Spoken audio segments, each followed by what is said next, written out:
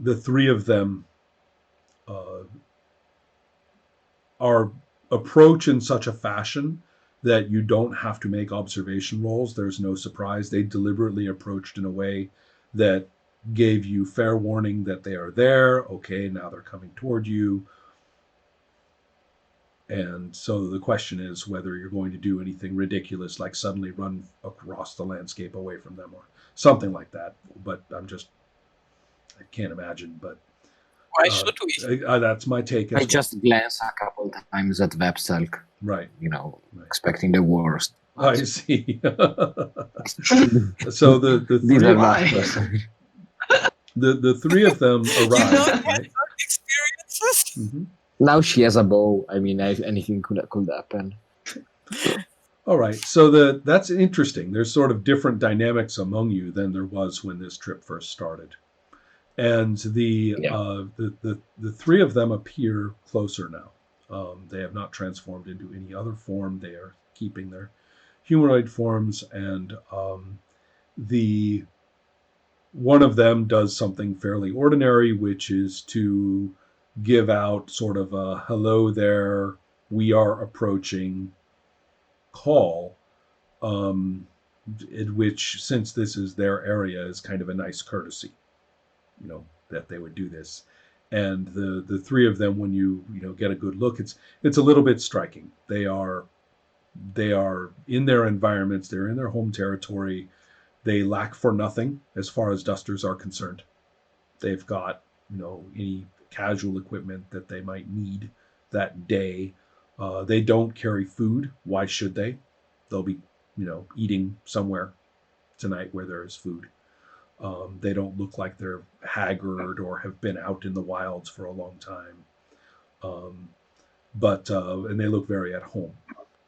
So they introduce themselves. They are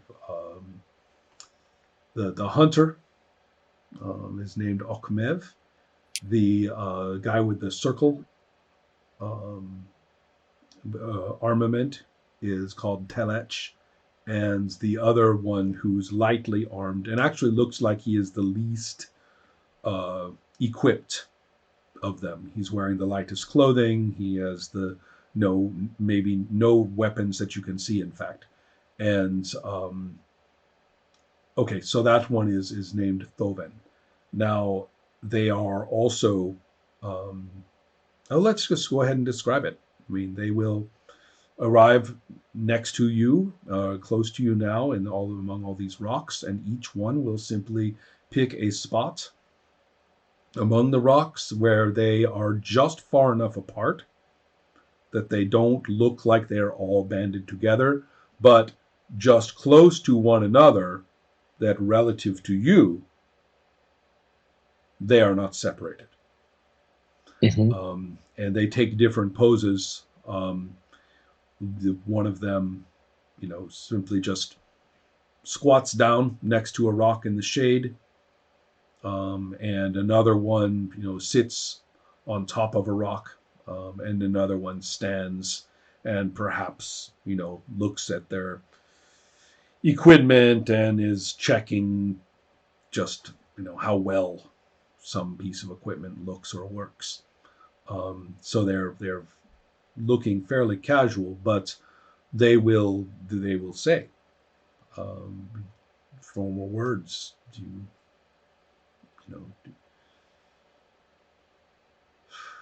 A really, really, really polite way of saying, what the hell are you doing in our lands, and how long are you going to be here, and what do you want? But they say it really nicely. So we are going to answer really nicely. Mm-hmm.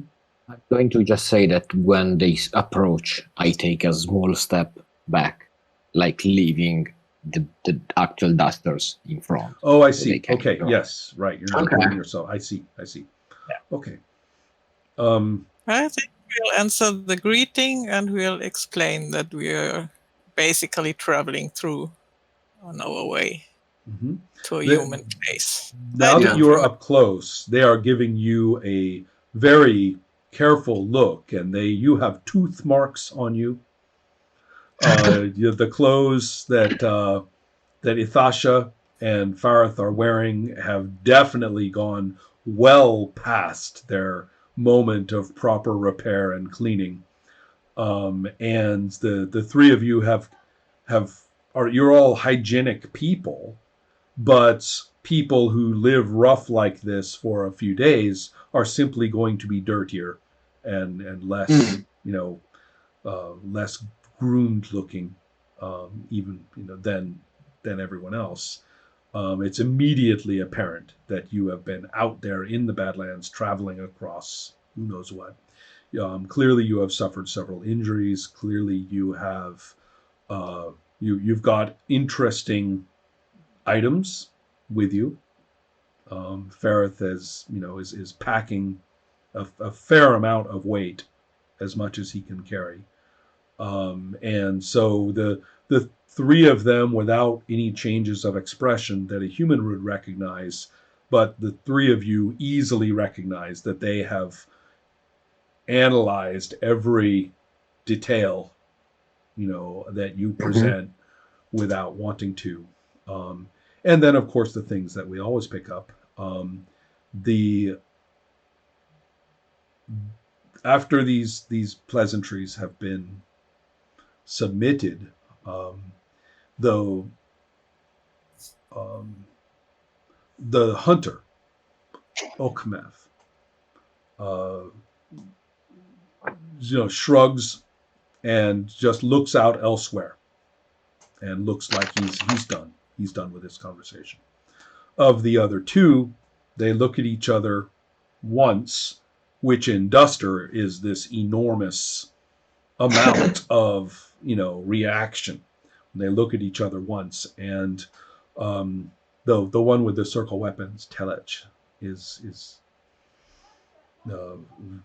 narrows his eyes and says, "You are carrying stories with you.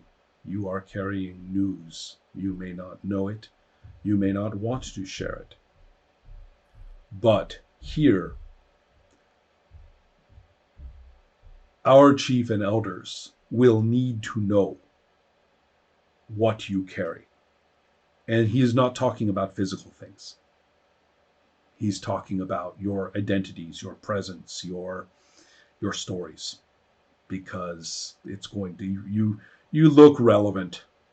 Something about this. We've got Dusters from two separate tribes. They probably don't even recognize the Ants tribe. In fact, the low affect but significant glances that all three of you, they may have done an extra laser scan, an extra visual and mental scan on Athasha, because they have not seen her look before. So Telech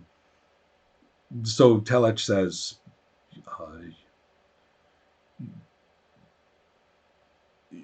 "You will be welcome among us." But it's a very loaded welcome. It's very much and you've got a lot of talking to do. There's something. I'm exchanging a look with Rafsark, just making sure we are on the same page. What page is that? Yeah. Because I think we are right now not in the situation where we would say no to this friendly invitation. It's reasonable. Yeah, Vestok's happy to. I don't know. She really wants to tell the stories to these Dusters. Okay. This sounds fun. Okay. Yeah, she's like happy.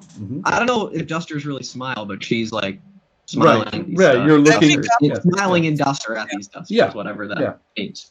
I get that. Yeah. Mostly more of a body language than anything else, but it's almost certainly definite. They can look at you and say, she's okay with this. Right. What they'll do is they'll then escort you to this very nice spot that I gave you the map of. And it's clearly, almost a home spot in some ways. Maybe if it's not heavily inhabited, or continually inhabited. It's a place where members of this tribe will go and stay, or gather. And so they do this, and Thoven, the character who doesn't have the circle weapons and isn't the hunter, will effectively disappear. So he'll just basically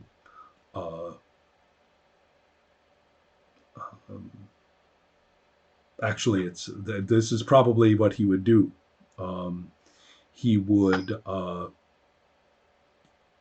he'd basically slip off his sandals and belt or anything he's wearing just in a heartbeat, hand it to one of the others without talking, and then go Drake and slither off.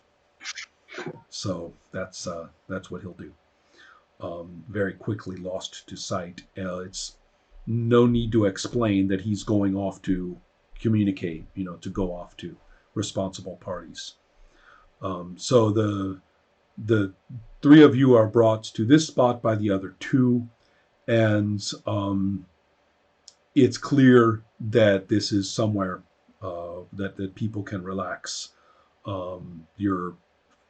It's indicated casually that feel free to bathe, eat. There's, in fact, one of them will simply go.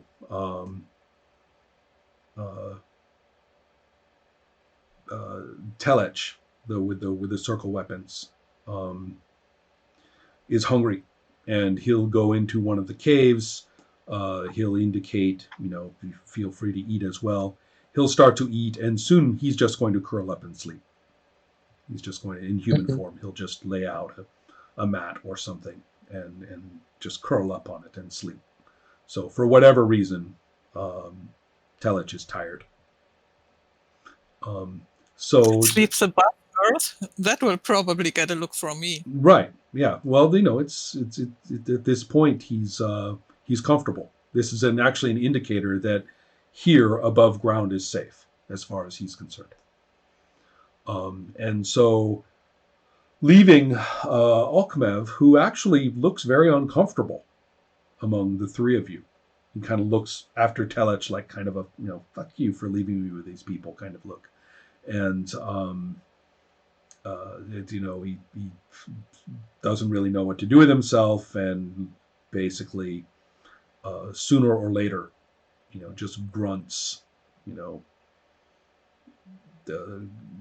that it's time to hunt. The evening hunt is on. So he hops onto a rock, looks back at you and feels bad and says, wait, be happy. The Jada will come, the boss. And actually then looks at Vefselk and says, the hunting here is good for two. Yeah, Vefselk absolutely just instantly is up. I think she already was sitting up, right? Kind of hoping, and yeah, she springs to that invitation with her bow. So this is actually the invitation to hunt together is a very hospitable thing to do.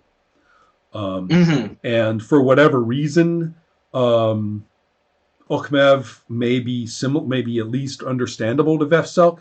Alkmev doesn't really like hanging out in the social group around the campfire and stuff like that. Right. It's very, very much, I want to be out there, Okay. lizards. Well, then he'll hate this hunting trip because I'm telling him these stories about our trip the whole time. Excellent. And not really focusing on the hunting. Oh, Yeah. that's actually I've had kind of enough interesting. hunting. How not Vefselk all of a sudden. All right, well, cool. I'm very interested in what you will tell him, but for the moment, the two of you are out there, hunting around.